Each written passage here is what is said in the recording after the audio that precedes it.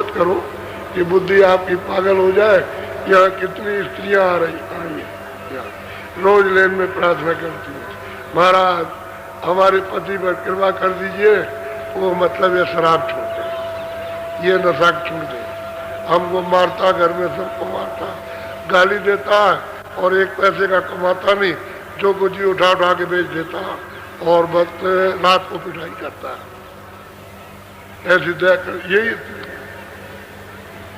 और की बात तो छोड़ दीजिएगा।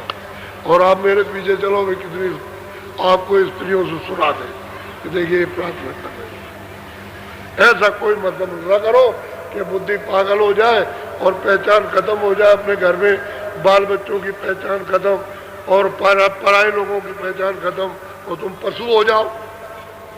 ऐसा नशा मत, शाकाहारी रहो, शुद्ध आहार करो, आप जो है शरीर का पालन पोषण करे और बीमारी ना आने दे, रोग दोग से रहे तो वो आप आहार कीजिए। मना कौन करता है कि आप ये चीज खूब खाओ, खूब पहनो, अच्छे मकान में रहो, मैं तो कभी नहीं कहता हूँ। मेरे पास तो जब आए थे लोग तो ये कहते थे अरे क्या लगे कुछ नहीं, ये कूड़े कचड़े में रहते हैं, ये गरीब आदमी अनपढ़, इनके बात में ये गरीबों को इकट्ठा कर लिया,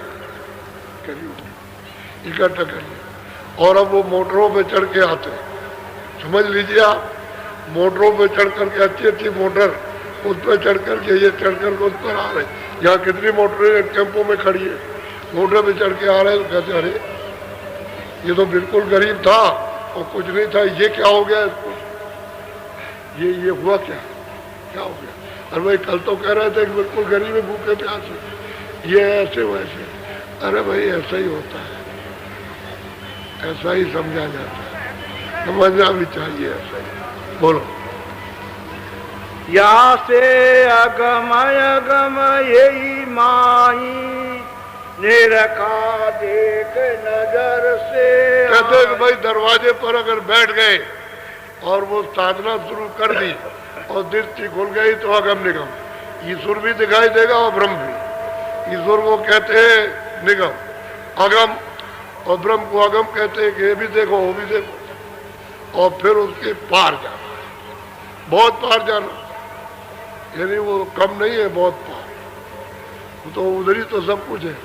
तो कहते हैं भाई तो उधर दिखाई देता अगम निगम और उसके पार तो कोई कोई रहता, कोई कोई। और उन्होंने इनके पास बैठ के बहुतों ने प्राप्त कर लिया। इनके पास पहुंच गए बहुत मुसलमान, हर मत के लोग पहुंचे और उन्होंने प्राप्त कर लिया।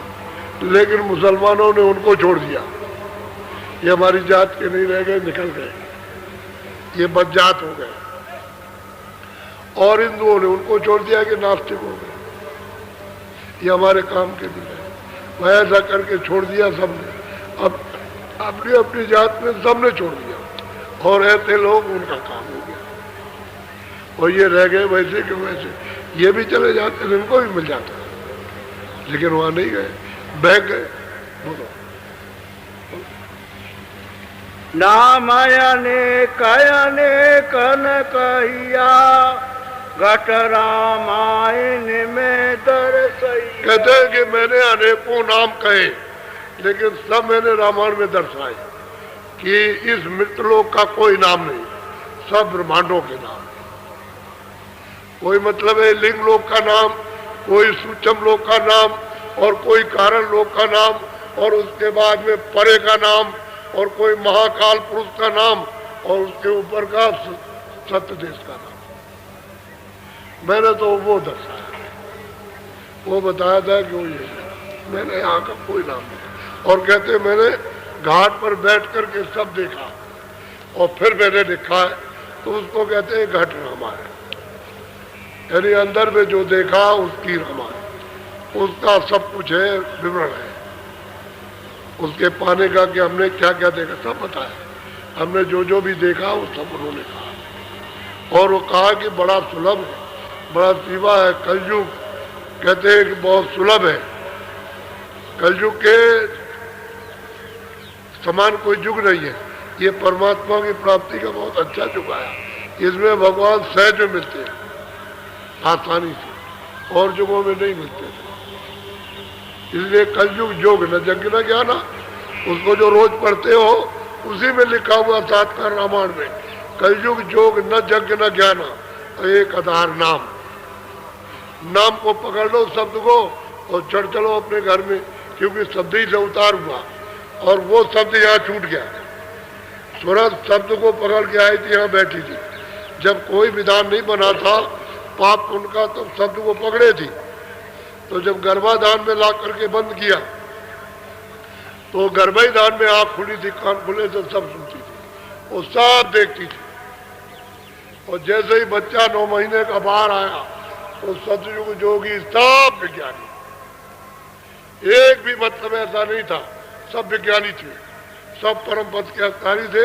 किसी का कहीं एक इशारा भी नहीं है कि कोई अंधा था। सबकी दिमाग की सब जाते हैं समाज, रोज जाना रोज आना। अब वो तो ये आपको बता रहे, उसी रामायण में कह रहे हैं जो साथ का नाम। मैं कोई अपने घर की बात नहीं कह रहा हूँ, जिसको तुम रोज पढ़ते हो उसकी बात बता रहा हूँ। और आपको ये बताऊंगा कि ये रामायण मतलब है जो उन्होंने 7 कांड बनाई, ये जब उन्होंने बना दिया, उन्होंने 7 कांड किस संबत में और किस दिन से शुरू किया, ये सब बताऊंगा आपको। और उसके बाद में एक भी आदमी उनसे ये पूछने नहीं गया कि रामायण में क्या लिखा, बस कथा शुरू कर दी अपनी, ले भगे उसको और कथा वार्ता करने लगे। उसमें ये नहीं बताया कि भाई ये क्या लिखा, हमको जरा समझा दीजिए।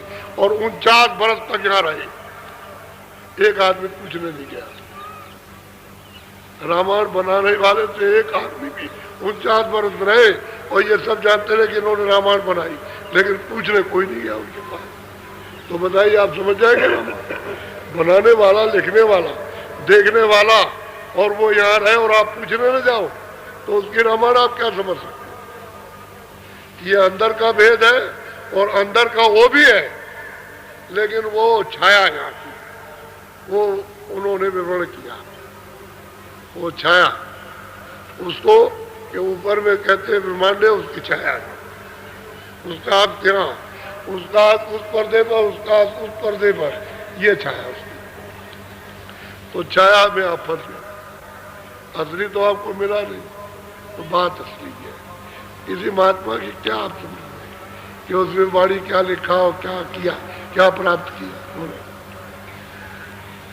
घट रामायण अगम पसारा, पिंड ब्रह्मांड लखा विधि सारा। अब वो सब जैसे घट रामायण जो मैंने घाट पे बैठ के देखा और बना, और पार ब्रह्म का, ये सब हमने अपनी आंखों में देखा, कोई बाकी छूटा नहीं है।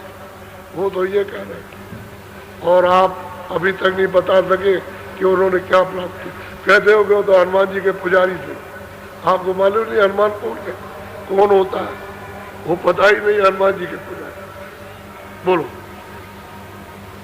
नाम अनेक अनेक कहिया, सो सब घट भीतर दर्श। कहते मैंने जो कुछ भी वर्णन किया है अनेकों नाम, वो मैंने घाट पर देखा, उसका वर्णन मैंने किया, मैंने बाहर कुछ नहीं बताया। और आपने बाहर जोड़ लिया। अब आप बाहर लेकर घूम रहे हो और वो अंदर बता रहे, तो बड़ा अंतर जमीन आसमान का फर्क है। कहाँ सुजाका और कहाँ अंधा। अंधा आदमी किधर निकल के जाएगा, सुजाका तो अंधे को निकाल ले जाएगा। बोलो। अगम निगम और वक्त कहानी, तुलसी बाकी अगम कहते हैं कि भाई जो कुछ मैंने अगम निगम देखा और उसके परे का जो देखा है, अगत कहने में नहीं आ सकता, उसको अगत कहते हैं। वो तो मैंने वो बना दिया, मैंने अपनी आँख से देख करके लोगों को बताया कि चलो भाई तुम भी चलो और अपने घर में अपने चलो, सदा के लिए रहो, फिर वहाँ से कौन निकालेगा। एक बार पहुँच जाओ, क्योंकि ईश्वर भी तो वहीं से आए और ब्रह्म भी वहीं से आया और पारब्रह्म भी वहीं से आया और महाकाल को वहीं से भेजा गया। इनको पहले भेज दिया, इन्होंने तपस्या की। जब तपस्या कितने युगों तक, जितना लेखा जोखा नहीं, किताबें वो गिनती नहीं बता सकती। इससे वो प्रसन्न हो गए सत्पुरुष, तो फिर उनसे खुश होकर कहा कि हम तुमसे खुश हो गए, तुमने सेवा की। तब किया। तुम क्या चाहते हो? तो उन्होंने कहा कि एक छोटा मोटा राज हमको भी दे दीजिए। तो उनका ये मस्त। तो असल बात यह है कि सुरतें जब मिलेगी ये चेतन तभी रचना बैठेगी। मसाला मिल जाए उससे तो रचना हो नहीं सकती। खाली मसाले से तो मसाला जितना भी खारिज है, ये खारिज मसाले से काम लिया गया कि आपको दिया, सूरत को इसमें बंद कर दिया और कहा कि ये जड़ मसाला है। और तुम ये है कि सूरत है तो चेतन काम करता और जब इसमें से निकल जाती है तो जड़ मसाला। अग्नि जड़ पृथ्वी, जल पृथ्वी अग्नि वायु आकाश, इसका ये मसाला। तो ये दिया तो उन्होंने कहा ये मसाला। तो सुरतों का एक छोटा भंडार सबको तकसीम किया। 16 सूत निकाले गए, उस देश से भेजे गए और अपने अपने लोगों में उन्होंने तपस्या की, वहां बांट दिया। 4 का भेद है और 12 का गुप्त है। 12 रहते हैं बड़े बड़े लोग, वो तो गुप्त है और 4 का भेद है। उसमें से सबसे छोटे निरंजन भगवान, जिसको ईश्वर खुदा कहते हैं, ये सबसे छोटे पुत्र हैं। इनको 3 लोक का साधन मिला। यहाँ का स्वर्ग वैकुंठ का और सूक्ष्म लोक, उसके ऊपर जो सूक्ष्म लोक है वहाँ का साधन, और उसके बाद ऊपर में उससे भी बड़ा ब्रह्म को मिला, उससे भी बड़ा पार ब्रह्म को, ऊपर बहुत बड़े बड़े लोग हैं। लेकिन वो सागर है जहाँ से ये आए, उसकी एक जगह से कुछ दे दिया तो उससे क्या होता है? आपको ये भेद मालूम है? आप जानते ही नहीं इसको कि भाई ऊपर क्या है, बस यही फंसे पड़े हुए। और तुमको ये मालूम ही नहीं है कि किस तरह से तुमको गुमराह कर दिया गया, भुला दिया गया। अब वो आज्ञा महाशक्ति दरवाजे पर बैठ गई, उसका लोग तो इतना बड़ा है कि जितना आपका ये सारा संसार और मतलब है कि स्वर्ग और वैकुंठ उससे कितना ज्यादा गुना, यानी आज्ञा महाशक्ति का लोक, वो किसी को जाने देगी? वहां तो स्त्रियों का लोक है, स्त्रियां हैं, वह आदमी की शकल दिखाई नहीं देती, औरतें ही औरतें।